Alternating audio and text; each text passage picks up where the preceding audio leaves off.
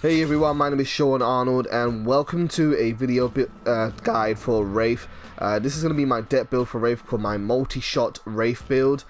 This is more of an offensive build for Wraith and it kind of covers one of his main weaknesses. If you want to see more of a support style deck for Wraith, which is equally viable, I will have a different video for that on the same channel, so feel free to stay tuned if you're interested in that. Before I get into the main build, I just want to talk about Wraith and what I've learned from testing him. I've done a lot of testing with Wraith over the last 3 days or so. I've been playing countless matches with him before he gets buffed on Tuesday for version 42.3. I wanted to have a good understanding on what is it that Wraith needs in order to be a bit more competent in the current meta.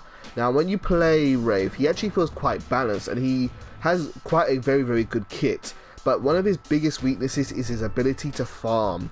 Farming is such a vital ability in this game, and of course when you want to farm in this game, it all comes from your damage. Now Wraith does decent single target damage, but he does very poor AoE damage, and so what I would find with Wraith is when I was building, say, like a knowledge build with Wraith, I was noticing that by the end of the game I was like 10 attribute points behind the enemy team's melee heroes. So this build tries to kind of cover that weakness and tries to make up for the fact that he doesn't really have a naturally good farming kit in his tools. But otherwise, he's actually a very good solid hero. Vision is the name of his game and it is incredibly helpful. So let's go and find, there's our Wraith support deck, but we are looking at Multishot Wraith, and let's go into the main build. Now this build is a little bit confusing, so I am going to try my best to explain it, but it has a very good order to it. So first of all, we're going to start with our early game hand. In the early game with Wraith, the first thing you want to build are some wards. Vision is so much power, and for Wraith it's incredibly useful. You can use 2 of your abilities through walls as long as you have true sight on your enemy. Both knock and back it up can be used through walls as long as your enemies are within your range or radius. So having wards and having vision around you is so important. Also, in the early game, the best way to buff Wraith in terms of damage is to level him up. So don't worry about getting cards early in the game for building his damage. He doesn't get a whole lot from that or a whole benefit from that. Where his benefit comes from is leveling up. So having walls allows him to stay in the lane for longer because he can survive longer, and also set up team play. So the first card we're going to get is Lamplighter. This is the very first card you're going to buy. For 300 gold, it's pretty much cheap. And then you're going to build 2 intellect and 2 vitality and go and grab Protective Sentry. Protective Sentry is an incredible ward. It has the buff of Armored Shadow ward where you grant 12 basic armor to nearby allies. In the early game this can be really helpful. It does cost mana to use and it does have a just over a minute cooldown to use, but this plus Lamplighter is more than enough wards for you to cover your lane. And when you are playing Wraith, what you should be trying to do at all times is trying to keep your lane covered. That being said, don't rely on Who's There, one of Wraith's abilities, to use wards in the early game, because Wraith doesn't have a very big mana pool, and therefore spamming Who's There will deplete your mana pool quite easily, and you always want to have Back It Up and Knock ready to use. So try not to use your ability ward, try to focus on your card wards in the beginning game. Once you're done with that, you're then going to start the race towards your Multishot gem. Multishot is such an important tool for Wraith if you want to keep up with the farming speed of other heroes, and so we're going to start building some agility. For your first 2 agility points, you're going to grab Demolitionist and Poised Aggressor. Both of these give him extra damage to his basic attack, helps with last hitting, helps with farming, and yeah, they're just there to make use of those first attribute points. Then we're going to build up to 6 points. We're going to go and grab Nitro Boost and Sand Speeder. Grab Sand Speeder first. I prefer Sand Speeder to Nitro Boost, but you're going to get both of these cards, and then you're going to have Lamplighter, Armored Shadow Ward, Protective Sentry as your early game hand. Both of these cards together give you 22 attack speed, which is good and helps with farming, and they also give you some abilities which allow you to have some extra movement speed for traveling around the map. So if you go back to base, come back out, you should be able to get back to lane very quickly with these cards in tow. Now, this is as we go on the race to get Multishot, we need 13 agility points, and so we are now going to build another 7 points to go with these 2 cards, and we are going to go and grab Flag Bearer. Flag Bearer is an excellent card. It gives you 29 attack speed, which is a huge boost. plus gives you 2 different unique effects.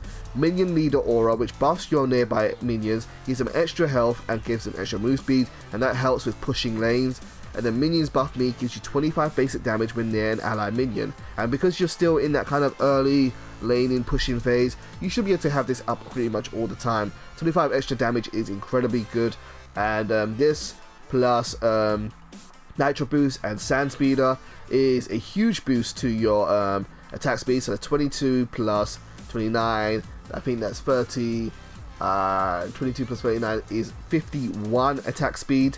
So there's a huge boost to your attack speed, plus a bit of basic damage, and some movement speed as well for your character.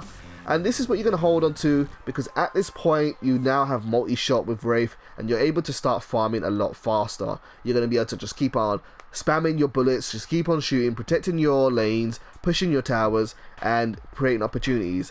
At this point you no longer have a ward card, and so you should probably have your ability ward online, and therefore you're using that instead of your ward card.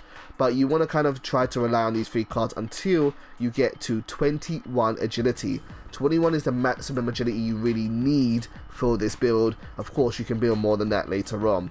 Once you have 21 agility, you are going to go back and go and grab your Protective Sentry, and then you're going to get these next 2 cards, Heavy Hitter and then Knight of Assure. Knight of Assure is an incredibly good card. It's 30 agility cost. It gives you power and it gives you attack speed. You are going to lose a lot of attack speed from what you had previously, but you're still going to have a nice decent amount. And Knight of Assure is going to, where you sacrifice that attack speed, it gives you 19 power and 25 basic damage. Also, Heavy Hitter gives you 16 power, 16 attack speed, which gives you, and also gives you the buff of Powerful Strikes, which increases your basic damage. And this is more effective than, say, building with raw power a little bit later on. Now that you have 21 agility and 2 vitality and 2 intellect, you're now going to start building your final hand, and you're going to start making progress towards your final next 3 cards. And the final card, the first card which you're going to go and grab, is Red Zone. Red Zone has cost 8 agility, which you already have. It costs 8 vitality and 8 intellect. I probably would swap this for my ward card, build 6 more vitality and 6 more intellect, and then use my ward slot for Red Zone. Red Zone gives you 29 power, which is a nice boost, 410 health, 170 mana, which is quite helpful for Wraith, and it also gives you the buff of Red Zone, which gives you the effect that nearby heroes both deal and receive 50% bonus damage. Now, taking double damage is a bit of a downside, but dealing double damage is also quite good. And because Wraith is not a frontline hero, he's a backline hero, he likes to keep his distance, this is quite good for him because you can use knock from a large range and you can do double damage with it. Or, well, 1.5 damage with it, 50% extra damage with it. So it's quite nice. Red Zone is quite good. And then once you get, again, you're going to build into the next card, and that is going to be Song of the Sentinel. Between Song of the Sentinel and Red Zone, they both combine really, really well to give you a good boost to one of your abilities. Song of the Sentinel gives you 290 health, 170 mana, and Inspiring Aura. It gives all your teammates 22 attack speed and 18 basic armor. So the idea behind this with these 2 cards is that you have your ultimate, which allows you to give all your allies invisibility, and then once you've got your invisibility buff and whoever is invisible with you, you can go find an enemy, use your Red Zone buff to increase your damage and just burst your enemies down while they're unsuspecting, and use Song of the Sentinel to help build with your damage and your sustainability. The final card which we're going to go and grab is Sacred Alchemy. Sacred Alchemy gives you 18 power, 20 attack speed, 240 health, and Shielding Strikes. Shielding Strikes isn't necessarily a great card on Wraith, but at this point, it's that you already have all this agility to use, so building 4 more vitality. I don't know whether this card is better than Heavy Hitter. It may be, may not be. The truth is, I've never gotten to the point where I've built Sacred Alchemy because games don't go on that long, but it's just there if you have some points to spare, and it's just there as an option to you.